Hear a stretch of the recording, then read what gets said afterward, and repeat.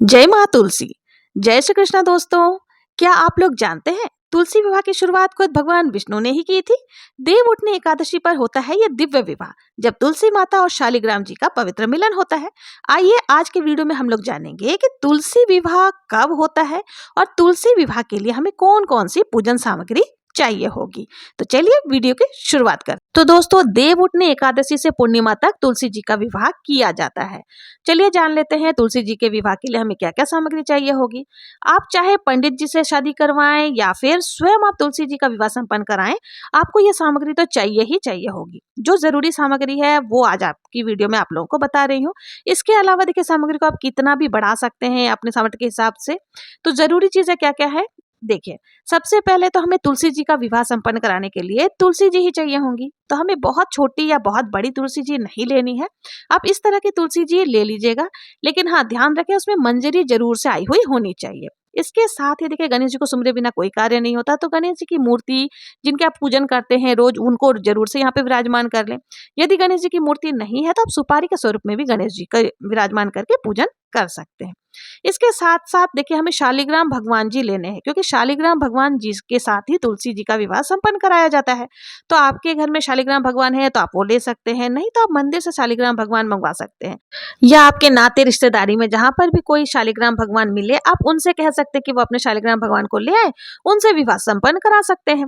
शालिग्राम भगवान अगर किसी कारणवश आपको नहीं मिल पाते हैं तो आप भगवान विष्णु की फोटो या मूर्ति ले सकते हैं, क्योंकि देखिए, शालिग्राम भगवान भी भगवान विष्णु का ही स्वरूप है।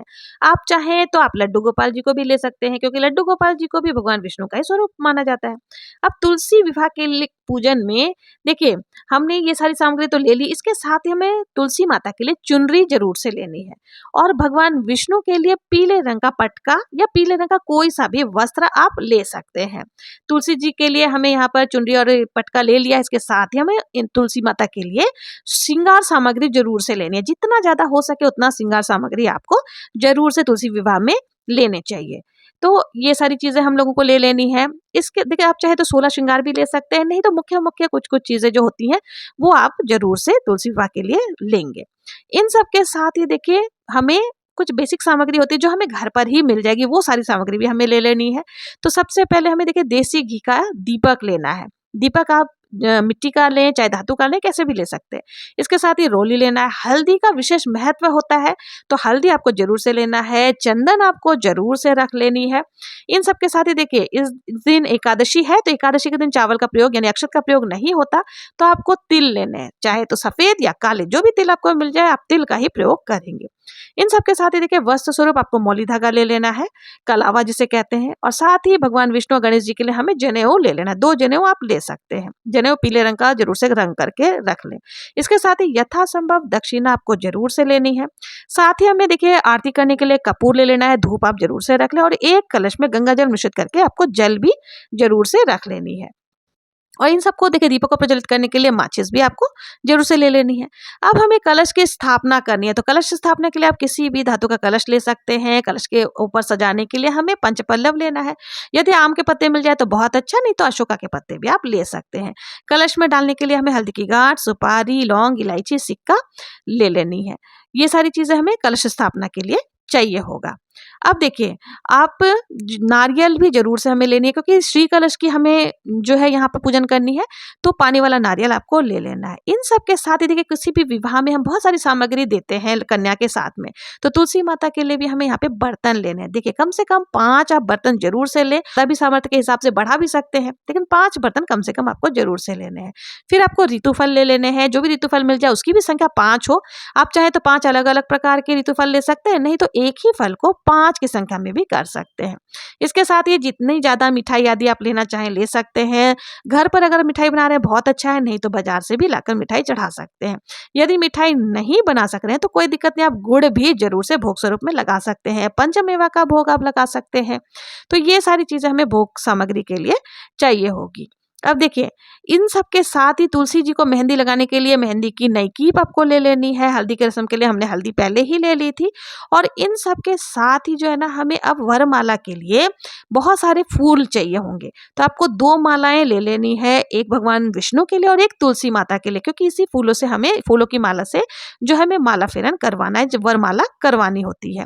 इसके साथ ही देखिए, तुलसी माता के लिए आपको साड़ी ले लेनी है और भगवान विष्णु के लिए आपको वस्त्र भी जरूर से लेना है। तो यहाँ पर मैं तुलसी माता के लिए साड़ी ले ली है और भगवान विष्णु के लिए पैंट शर्ट का कपड़ा ले लिया है। इन सब के साथ ही देखिए, मंडप के लिए बनाने के लिए आपको गन्ने जरूर से लेने हैं। गन्ने को बहुत ही शुभ माना जाता है, इससे आपको मंडप सजाने के लिए गन्ना भी आपको ले लेना है। साथ ही देखिए, श्रृंगार सामग्री में आपको बिछुए भी जरूर से लेने चाहिए। आप कोई किसी भी धातु का बिछुआ ले सकते हैं, आप चाहें तो चांदी का बिछुआ लें या फिर तांबे का बिछुआ लें, अपने सामर्थ्य के हिसाब से आपको बिछुए भी जरूर से लेने चाहिए। तो ये सारी चीजें हम लोगों को ले लेनी है।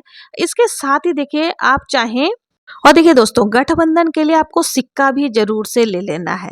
तो 2-4 कॉइन्स आपको रख लेने हैं।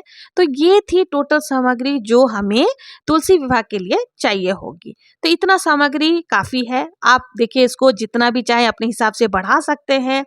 बर्तन, सोना, चांदी, कपड़े, जितने ज्यादा आप दान कर सकते हैं। जैसे बेटियों की शादी में दान किया जाता है, तुलसी जी की शादी में ठीक उसी तरह से दान किया जाता है। देखिए, अगर आप तुलसी विवाह करवाते हैं ना, जीवन में एक बार जरूर से तुलसी विवाह करानी चाहिए। इसमें कन्या दान के बराबर ही पुण्य फल की प्राप्ति होती है। जिनके भी कन्या नहीं है, वो तुलसी विवाह करा करके कन्यादान का लाभ प्राप्त कर सकते हैं। तो आप भी अगर तुलसी विवाह कराना चाहते हैं, तो कम से कम इतना सामग्री तो आपको जरूर से चाहिए होगी। और जो बहुत ज्यादा जरूरी है, वही सामग्री मैंने यहाँ पर बताई है। तुलसी विवाह कराना बहुत ही पुण्य फलदायी होता है। देवउठनी एकादशी से पूर्णिमा तक कभी भी तुलसी विवाह आप करा सकते हैं। ज्यादातर लोग देवउठनी एकादशी के दिन ही तुलसी विवाह संपन्न कराते हैं। अगर आप भी तुलसी विवाह कराना चाहते हैं और अगर आपके पास बहुत ज्यादा सामग्री नहीं है, तो आप इतने से सामान में भी तुलसी विवाह आराम से करवा सकते हैं।